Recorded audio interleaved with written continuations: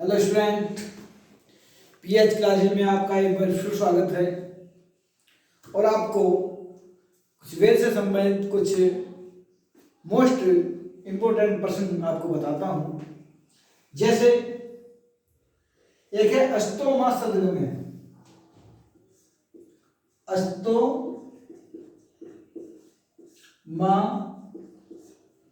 सद्गमय, जो अस्तोमा सद्गमय है ये कहाँ से मिलता है, यानी इसका वर्णन कहाँ है? इसका वर्णन है ऋग्वेद में। ऋग्वेद में एक है सत्यमेव जयते। सत्यमेव जयते, ये अक्षर आपको कहाँ लिखा मिलेगा?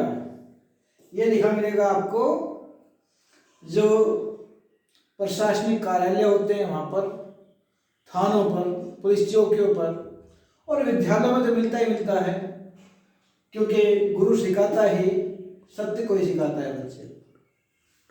ठीक है, तो सत्यमेव जयते कहां से है?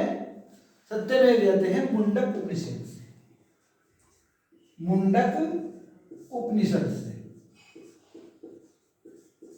उपनिषद से। ठीक, एक है सभा और समिति। सभा और समिति जो है, सभा और समिति को किसकी दो पुत्रियां कहा जाता है? समिति को किसकी दो पुत्रियां कहा जाता है? इसकी दो पुत्रियां कहा जाता है।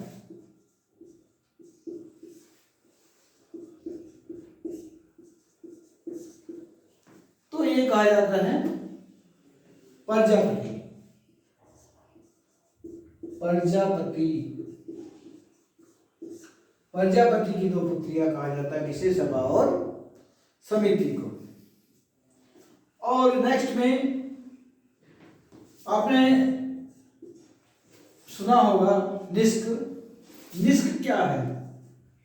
इसको एक दो तरह से क्वेश्चन है। ऋग्वेदिक काल में, ऋग्वेदिक काल में निष्क क्या था? दूसरा क्वेश्चन है इसमें, उत्तर वैदिक काल में निष्क क्या था? उत्तर वैदिक काल में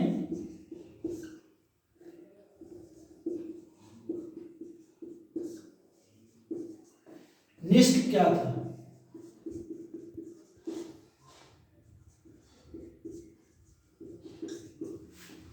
जो ऋग्वेदिक काल में निष्क है वो है गले का आभूषण।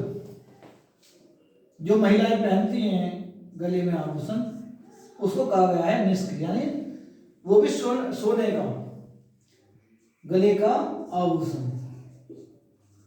गले का आभूषण कह लो या सोने का हार कह लो, जो गले में पहनने वाला है, वैसे निष्क का अर्थ इसमें यह है गले का आभूषण। और उत्तर वैदिक काल में निष्क को क्या कहा जाता है? ये एक सिक्का कहा जाता है। सिक्कों को कहा जाता है निष्क। ठीक, नेक्स्ट में जो ऋग्वेदिक काल है उसकी भाषा क्या है? ऋग्वेदिक काल की भाषा, जो इसकी भाषा है, तो जो ऋग्वेद काल की भाषा है वो संस्कृत है, जिसको वैदिक सांस्कृतिक भाषा कहा जाता है। और जो ऋग्वेदिक कालीन लिपि है वो है ब्राह्मी लिपि।